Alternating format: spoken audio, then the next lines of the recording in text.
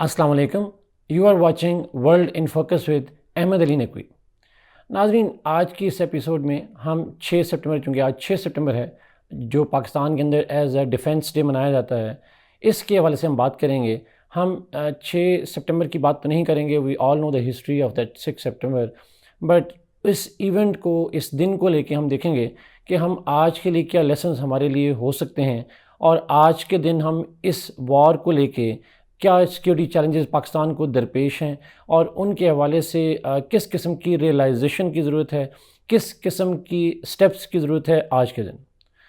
तो नाज़रीन, just to start with, हम अगर देखें तो 6 सितंबर का जो दिन है, जो 1965 की वॉर के हवाले से मनाया जाता है, this is not the day when the war began. War उससे पहले शुरू हो चुकी थी, बट 6 सितंबर के डे को जो मनाया जाता है, that is primarily because on this day Lahore was defended by the invading Indian forces.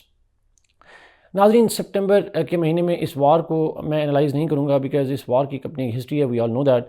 इस वार से पहले कश्मीर के अंदर एक ऑपरेशन जिब्राल्टर किया गया, जो कि हमारी तारीख़ का हिस्सा है जनरल अयूब खान साहब की तरफ से, और उसके रिएक्शन में India open up the front on international border, और इंडियंस जो हैं उन्होंने रिएक्ट किया by invading Pakistan, declaring war against Pakistan. So कहीं ना कहीं पे जो इंडिया पाकिस्तान के दरमियान में कॉन्फ्लिक्ट का जो साइकिल है, who started first, it is continuing to be debated across the borders, across the international community.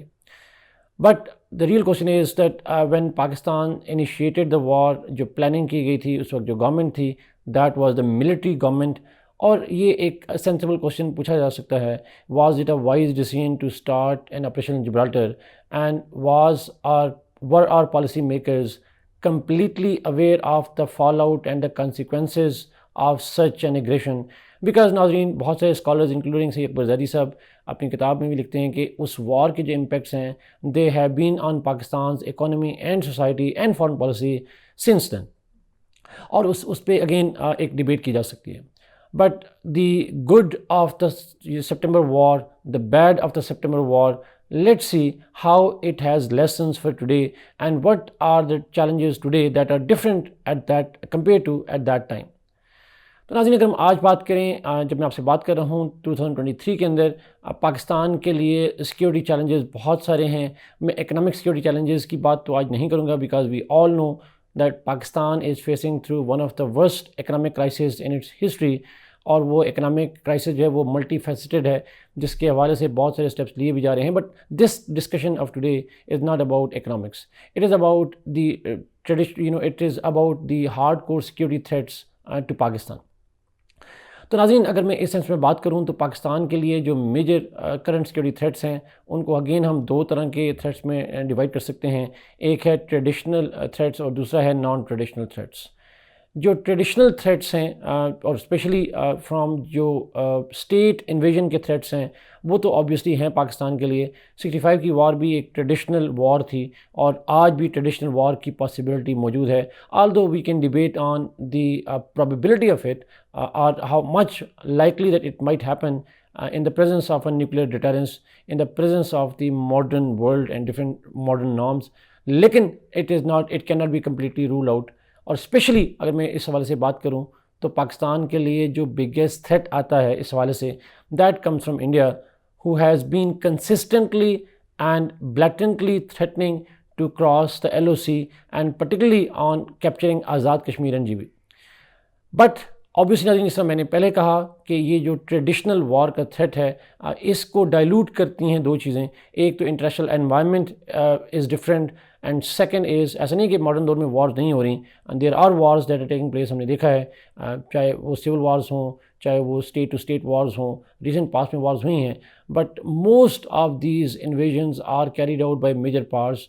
और उसमें US की इन्वेजन शामिल है, वो रशियंस की इन्वेजन शामिल है, लेकिन जो वीक स्टेट्स की इन्वेजन्स हैं, they all led to some major crisis, चाहे वो यमन वॉर हो, जो सऊदी अरबिया या अरब स्टेट की तरफ लॉन्च की गई हो। बट कहीं ना कहीं पे उस वार के जो कंसिक्वेंसेस है वो मिडिल पावर्स के लिए शायद अफोर्डेबल नहीं होते, and India is a middle power, और उसके लिए ट्रेडिशनल वार को लड़ना, सस्टेन करना, उसके इमेज के लिए, उसके इकनॉमी के लिए ज़्यादा लाइकली पॉजिटिव इम्पैक्ट नहीं रखेगा। And this is why traditional war की जो पॉसिबिलिटी प्रॉबिलिटी है वो कम की जाती है। दूसरा नाजरीन वो है न्यूक्लियर डिटरेंस का factor, because Pakistan is a nuclear weapon state, India is a nuclear weapon state, और हमने नहीं देखा कि तारीख में दो न्यूक्लियर स्टेट्स के दरमियान वॉर हुई हो, because in that war the possibility of the use of nuclear weapons is significantly high, particularly because of Pakistan's nuclear doctrine and nuclear posture.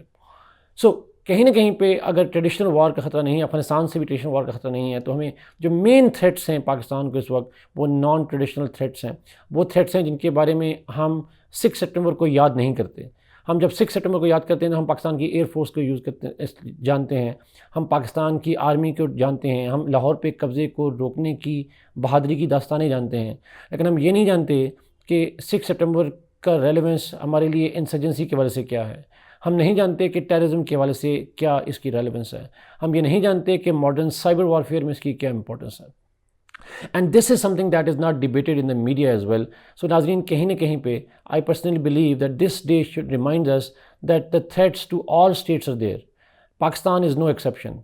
But the nature and the intensity of threats that Pakistan faces today, they are far more complex and not as simple as Pakistan used to face at that time in 1960s from traditional arch rival India. Are we prepared to deal with these current threats? This is a $1 million question for Pakistan's policymakers.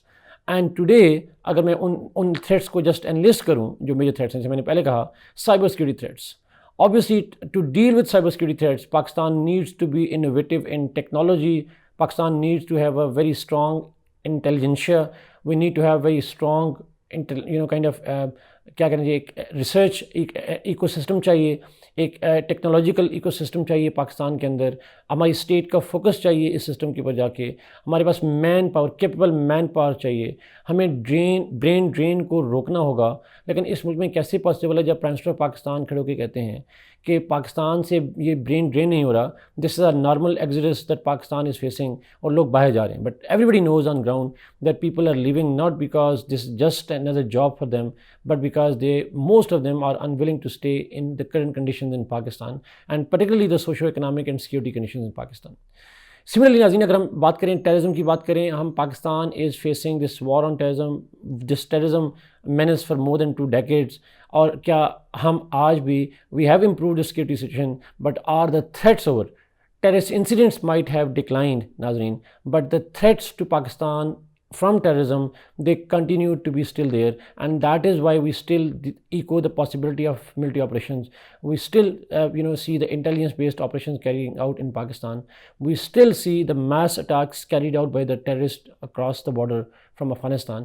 तो कहीं ना कहीं पे ये जो traditional threat है, we could prevent the Indian tanks from invading Lahore, but are we capable now to prevent the suiciders coming into the major cities? This is a big question, and again a $1 million question for Pakistani policymakers today. Same can be said about the Balochistan insurgency. I think the biggest internal security challenge that we have is not external today, it is internal, although they might be connected to each other. And Balochistan is obviously the oldest Pakistan's internal problem that we face today. और अब बलूचिस्तान की insurgency जो है वो it continues to be threatening for Pakistan. और हमने देखा कि चाइनीज़ पे हमले हो रहे हैं। Balochistan youth is as much discontent as it was then, but अब शायद उसकी तादाद बढ़ गई है, mainly because of the adding factor of the economic disparities and economic crisis that Pakistan faces. So क्या खाली प्राइम मिनिस्टर बनाने से बलूचिस्तान के मसले सॉल्व हो जाएंगे? I don't think so. So I think मैं नाज़रीन अगर इस तरीके से हम साइबर अटैक की बात करें, हम वाटर थ्रेट्स की बात करें फ्रॉम इंडिया, क्या इन सारे चैलेंजेस को हम आज के दिन याद करेंगे या हमें करना चाहिए? आई थिंक नाज़रीन 6 सितंबर is a day to remind us that we were able to fight together against the external invasion traditional war in a very effective way. But today's challenges are different, and I don't think so that we all are together in this current situation. There are problems of unity, and there are problems of challenges that are sometimes beyond our control. Therefore, this day should remind us that we were successful then, but are we successful today? And if we are not, then we need to prepare ourselves for that. This is the message for today. Thank you so much, Nazreen, for watching this program. Kindly like this video, share it, and subscribe this channel. Allah Hafiz.